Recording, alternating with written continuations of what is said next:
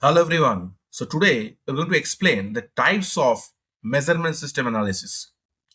Okay, measurement system analysis is one of the most critical code quality tools, and we're going to explain the types of MSA and the different aspects of MSA that are involved with different formulas in our today's video. So first of all, we need to understand that what is measurement system analysis. So measurement system analysis is a method that is used to evaluate the reliability of a measurement system. If MSA is wrong, then the entire decision will be wrong. That's why MSA is done before SPC. So measurement system analysis scrutinizes every component of the measurement system, that from where the variation is coming, whether the variation is coming from the instruments, or it is from the operators, or it is because of some environmental factors, or it is because of some established procedures. So it scrutinizes that, and it helps to identify the reliability of the measurement system. So measurement system analysis is very, very crucial and important in the entire journey of Lean Six Sigma. Now we need to understand that why MSA is important. Because MSA ensures reliable data. It reduces the measurement errors. It improves the process decisions, and it increases the product quality. For all these reasons, MSA is important. Now the types of MSA. There are four different types of MSAs there: variable MSA, attribute MSA, destructive MSA, and nested MSA. So first of all, we need to understand that what is variable MSA. So variable MSA basically is done for the measurements of the continuous data like length, weight, diameter, thickness, temperature, etc. In variable MSA, basically there are three operators are there and 10 parts are there. Okay, each operator will take the measurement for three times. So each operator will take the measurement of the 10. There are 10 components are there. So for each component, it will take 3 readings. So 10 components, it will take 30 readings. So each operator will have 30 readings. So total there will be 90 readings in the variable MSA.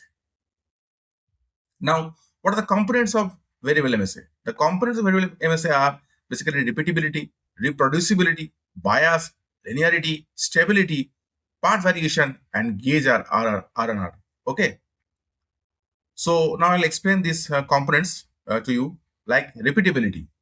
When the same operator measures the same part using the same instrument multiple times, then you will have variation because of some instruments. That is basically repeatability. Now reproducibility, when the different operators takes the measurement of the same component using the same instrument multiple times, you will have the variation from the operators. That is basically reproducibility. And part variation caused due to actual differences between parts being measured. Now bias is basically systematic error.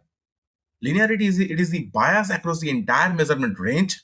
If you found the error across the entire measurement range, you will have the linearity. And stability, it is the ability of the measurement system to give the consistent result over an extended period of time. That is basically the stability. Whether you take the measurement in summer season or winter season or in rainy season, whether you're taking the measurement in today, after 30 days, after 90 days, you should give the consistent result. That is basically the stability of the measurement system. Hello, this is Surajit Banerjee, a Lean Six Sigma Master Blackbelt. I welcome you all to our channel, the Lean Six Sigma World, a go-to place for mastering the concept of Lean Six Sigma in all aspects. Recently, I have launched this book that basically untold story of Lean Six Sigma. This book will be a one-step solution for you to learn and master Lean Six Sigma in all aspects, because I have given examples throughout the books and some case studies are given. So this book will be a comprehensive guidelines for you to learn and master Lean Six Sigma. This book is available everywhere. You can check it in Amazon or Flipkart. The links are given in the description, so you can go and check this book. We are getting very good feedback about this book, so you can go and check this book. Now we are moving into attribute MSA.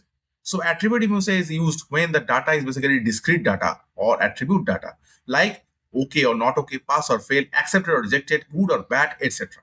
Okay, in attribute MSA, there are basically 3 operators are there and 50 components are there, 50 parts are there.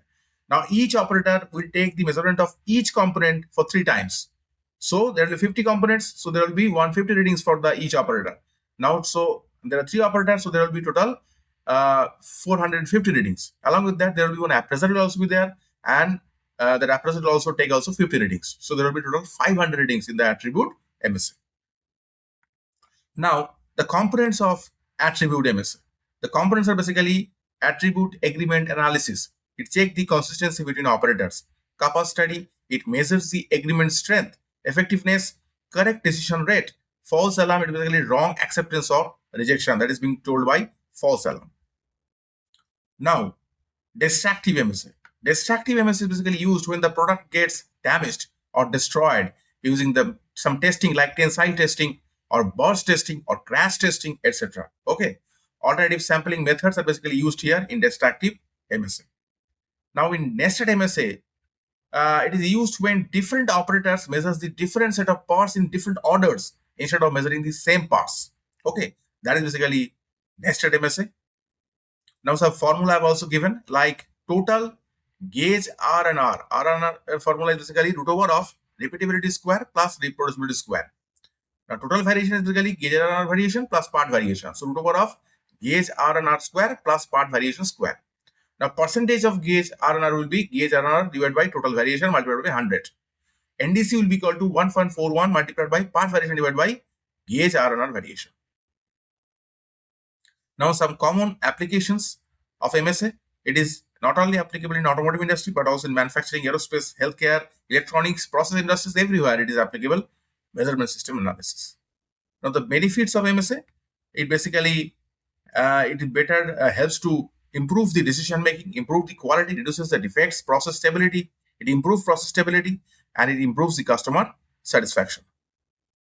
So if you found this video helpful, make sure to like the video, share this video, and comments below the thoughts on measurement system analysis, whatever you have learned today, and whatever you have doing the work in your field of work. So you have shared your experience in the comments. We'll be very highly happy and obliged to see your comments.